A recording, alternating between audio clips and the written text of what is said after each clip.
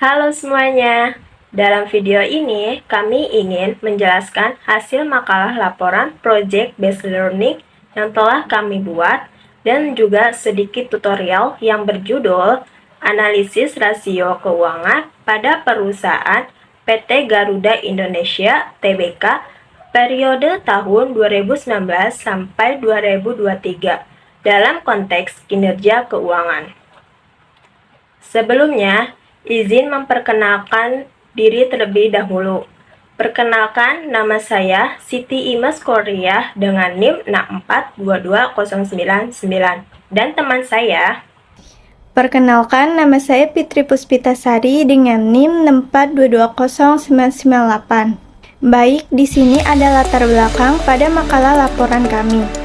Analisis rasio keuangan pada perusahaan PT Garuda Indonesia Tbk periode tahun 2019 sampai 2023 memiliki signifikansi penting dalam membuka kinerja keuangan perusahaan.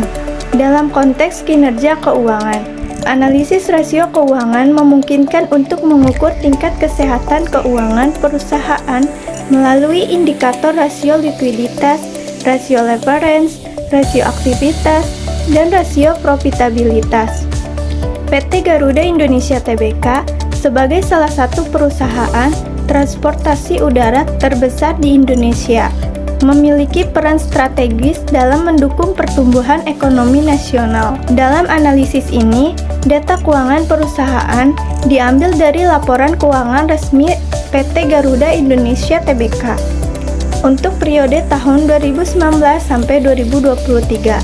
Data ini kemudian dianalisis menggunakan metode deskriptif kuantitatif untuk menghitung rasio keuangan yang relevan seperti rasio likuiditas, rasio leverage, rasio aktivitas, dan rasio profitabilitas. Selanjutnya, tujuan masalah. Tujuan masalah pada laporan makalah kami yaitu untuk mengukur kinerja keuangan PT Garuda Indonesia Tbk melalui analisis rasio keuangan, serta mengetahui bagaimana perusahaan tersebut telah menangani kinerja keuangan selama periode tahun 2019 sampai 2023. Selanjutnya yaitu metode penelitian yang terdiri dari 4. Yang pertama yaitu pengumpulan data menggunakan data sumber sekunder. 2. Analisis rasio keuangan, yaitu likuiditas, reference, aktivitas, dan profitabilitas. 3. Analisis deskriptif, yaitu data hasil analisis rasio keuangan dianalisis secara deskriptif untuk mengetahui tren dan perubahan kinerja keuangan perusahaan selama periode tahun 2019 sampai 2023. 4. Interpretasi hasil, yaitu hasil analisis dianalisis untuk mengetahui bagaimana perusahaan tersebut telah menangani kinerja keuangan dan apakah strategi yang digunakan telah efektif dalam meningkatkan kinerja keuangan. Selanjutnya, studi kasus. Penelitian ini membahas analisis rasio keuangan perusahaan PT Garuda Indonesia Tbk untuk memahami kinerja keuangan perusahaan selama periode 2019 sampai dengan 2023. Analisis ini digunakan dengan menggunakan data keuangan yang diperoleh dari laporan keuangan perusahaan dan metode analisis rasio keuangan yang umum digunakan dalam analisis keuangan. Rasio keuangan yang digunakan dalam penelitian ini meliputi rasio likuiditas, rasio leverage, rasio aktivitas, dan rasio profitabilitas. Dengan menggunakan data keuangan perusahaan Garuda Indonesia untuk periode tersebut, penelitian ini juga fokus pada analisis kinerja keuangan perusahaan dalam konteks industri penerbangan Indonesia. Selanjutnya, pengertian dari rasio keuangan dan rasio likuiditas. Pengertian dari rasio keuangan menurut Harahap tahun 2019 adalah angka yang diperoleh dengan membandingkan suatu item dalam laporan keuangan dengan item lainnya dalam laporan keuangan yang mempunyai hubungan yang relevan dan signifikan. Pengertian dari rasio likuiditas. Menurut Harmono tahun 2011 adalah kemampuan perusahaan untuk melunasi hutang jangka pendeknya, yang umumnya memiliki jangka waktu kurang dari 1 tahun. Jenis rasio likuiditas mempunyai 3 jenis perhitungan. Yang pertama yaitu current ratio atau rasio lancar, digunakan untuk mengukur kemampuan perusahaan dalam membayar utangnya dengan lancar, dengan menggunakan aktiva lancar yang dimiliki. Semakin tinggi rasio ini, semakin liquid perusahaan tersebut. Rumus untuk menghitungnya adalah current ratio sama dengan aktiva lancar dibagi utang lancar. Yang kedua yaitu quick ratio. Quick ratio adalah metode yang digunakan untuk mengukur jumlah uang tunai yang dapat digunakan untuk melunasi hutang. Rumus yang digunakan untuk menghitung quick ratio adalah quick ratio sama dengan current asset dikurangi inventory dibagi current liabilities.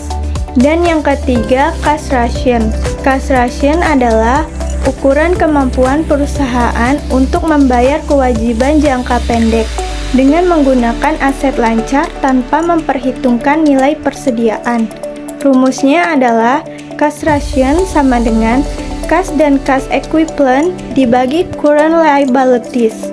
Selanjutnya, pengertian dari rasio leverage dan aktivitas, yaitu menurut Kashmir tahun 2015, rasio leverage adalah rasio solvabilitas yang digunakan untuk mengukur sejauh mana aktivitas perusahaan yang dibiayai dengan utang. Rasio aktivitas juga dikenal sebagai rasio efisiensi atau rasio pemanfaatan aktiva. Menurut Horn dan Wachowicz tahun 2007, rasio aktivitas merupakan ukuran yang menunjukkan sejauh mana efektivitas perusahaan dalam memanfaatkan berbagai asetnya.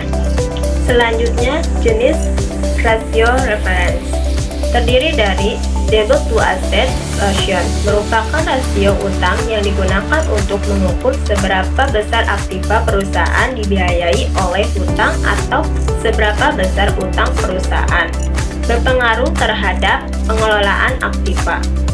Berikut adalah rumus untuk menghitung debt to asset ratio. Debt to asset ratio sama dengan total utang dibagi aset kali 100%. Debt to equity ratio adalah rasio yang membandingkan total hutang suatu perusahaan, termasuk hutang jangka panjang dan hutang jangka pendek, dengan modal sendiri yang dimiliki perusahaan. Berikut adalah rumus untuk menghitung debt to equity ratio. Debt to equity ratio sama dengan total utang dibagi ekuitas dikali 100%. Selanjutnya yaitu jenis rasio aktivitas yang terdiri dari 2 jenis. Yang pertama yaitu inventory turnover. Menurut Kashmir tahun 2010, inventory turnover merupakan rasio yang digunakan untuk mengukur berapa kali dana yang ditanam dalam persediaan atau inventory ini berputar dalam suatu periode. Rasio ini dikenal dengan nama rasio perputaran sediaan atau inventory turnover. Rumus yang digunakan untuk menghitung inventory turnover adalah inventory turnover sama dengan penjualan dibagi persediaan. Dan yang kedua yaitu total asset turnover. Menurut Samsudin tahun 2009, total asset turnover adalah rasio yang digunakan untuk mengukur efisiensi penggunaan semua aktiva perusahaan dalam menghasilkan volume penjualan tertentu. Rumus untuk menghitung total asset turnover dapat ditemukan dalam buku Horn dan Wachowicz tahun 2007 halaman 221. Total asset turnover sama dengan penjualan dibagi total aset. Selanjutnya yaitu rasio profitabilitas. Menurut Kashmir tahun 2015, menyatakan bahwa profitabilitas adalah Rasio yang digunakan untuk menilai kemampuan perusahaan dalam mencari keuntungan. Keuntungan yang diperoleh perusahaan dengan menggunakan aset secara efisien merupakan modal bagi perusahaan dalam mencari keuntungan. Berikut ini adalah jenis rasio profitabilitas, yaitu pertama, return on investment. Menurut Syamsuddin tahun 2011 adalah pengukuran kemampuan perusahaan secara keseluruhan dalam menghasilkan keuntungan dengan jumlah total aset yang tersedia di perusahaan. Rumus yang digunakan untuk menghitung return on investment menurut Syamsuddin 2011 adalah return on investment sama dengan laba penghasilan setelah bunga dan pajak dibagi total aset dikali 100%. Kedua, return on equity atau hasil pengembalian atas ekuitas adalah rasio yang digunakan untuk mengevaluasi seberapa efisien perusahaan dalam menghasilkan keuntungan dari modal sendiri. Rumus yang digunakan untuk menghitung return on equity adalah return on equity sama dengan laba setelah bunga dan pajak dibagi total ekuitas dikali 100%. Berikut ini adalah hasil perhitungan rasio keuangan. Berdasarkan laporan keuangan PT Garuda Indonesia Tbk yang dilihat dari income statement dan balance sheet tahun 2019 sampai dengan tahun 2023, maka diperoleh hasil analisis laporan keuangan yang menggunakan alat analisis rasio keuangan seperti tabel berikut. Untuk rasio likuiditas yang terdiri dari transaction memperoleh hasil rata-rata pada tahun 2019 sampai dengan 2023 sebesar 0,4 kali dan standar industri sebesar 2 kali. Cash ration memperoleh hasil rata-rata pada tahun 2019 sampai dengan 2023 sebesar 0,136 kali dan standar industri sebesar 1,5 kali. Quick ration memperoleh hasil rata-rata pada tahun 2019 sampai dengan 2023 sebesar 0,226 kali dan standar industri sebesar 1,5 kali. Untuk rasio reference yang terdiri dari debit to asset memperoleh hasil rata-rata pada tahun 2019 sampai dengan 2023 sebesar 18,474% dan standar industri sebesar 35%. Debit to equity ratio memperoleh hasil rata-rata pada tahun 2019 sampai dengan 2023 sebesar 5,332% dan standar industri sebesar 90%. Untuk rasio aktivitas yang terdiri dari inventory turnover memperoleh hasil rata-rata pada tahun 2019 sampai dengan 2023 sebesar 70,3 kali dan standar industri sebesar 20 kali. Total aset turnover memperoleh hasil rata-rata pada tahun 2019 sampai dengan 2023 sebesar 0,418 kali dan standar industri sebesar 2 kali. Untuk rasio profitabilitas yang terdiri dari return on investment memperoleh hasil rata-rata pada tahun 2019 sampai dengan 2023 sebesar 37,4% dan standar industri sebesar 30%. Return on equity memperoleh hasil rata-rata pada tahun 2019 sampai dengan 2023 sebesar 33,54% dan standar industri sebesar 40%. Berikut ini penjelasan perhitungan hasil rasio keuangan dalam bentuk grafik. Rasio likuiditas yang terdiri dari 3. Yang pertama, current ration. Bisa dilihat dari gambar grafik ini, nilai tingkat tertinggi terjadi pada tahun 2023. Akibat penurunan utang lancar yang menunjukkan bahwa perusahaan menghadapi kondisi kerugian akibat dampak resiko likuiditas terhadap profitabilitas dengan nilai rata-rata current ration sebesar 0,4 yang berada di bawah rata-rata industri sebesar 2 kali. Yang kedua yaitu cash ration. Bisa dilihat dari gambar grafik ini, nilai tingkat terendah terjadi pada tahun 2021. Akibat penurunan kas dan setara kas serta peningkatan utang lancar dengan nilai rata-rata cash ration sebesar 0,136 dan nilai rata-rata industri sebesar 1,5 kali. Rasio kas ini dianggap buruk disebabkan banyak uang yang menganggur dan tidak dimanfaatkan secara optimal. Dan yang terakhir yaitu quick ration. Bisa dilihat dari gambar grafik ini nilai tingkat tertinggi pada tahun 2023 karena meningkatnya permintaan barang dengan nilai rata-rata quick ration sebesar 2,226 kali dan rata-rata industri yaitu 1,5 kali, sehingga rasio ini dianggap cukup baik. Berikut ini adalah rasio referensi yang terdiri dari pertama, debit to asset ratio. Bisa dilihat pada gambar grafik ini tingkat tertinggi yaitu tahun 2019. Hal tersebut menunjukkan bahwa perusahaan semakin banyak melakukan pembiayaan melalui hutang. Sedangkan tingkat terendah pada tahun 2020 disebabkan oleh peningkatan total aset yang signifikan. Namun, peningkatan total utang jangka panjang yang terus berkelanjut menyebabkan penurunan yang signifikan. Rata-rata debit to asset ratio tahun 2019 sampai dengan 2023 bernilai 18,474%. Dengan standar industrinya yaitu 35%, sehingga rasio utang terhadap aset dinilai cukup baik. Kedua, debit to equity. Pada gambar grafik ini, penyebab kenaikan pada tahun 2023 adalah perbanyak memanfaatkan utang. Namun, penurunan pada tahun 2021 terlihat perusahaan kembali memaksimalkan pendanaan gunakan modal Anda sendiri.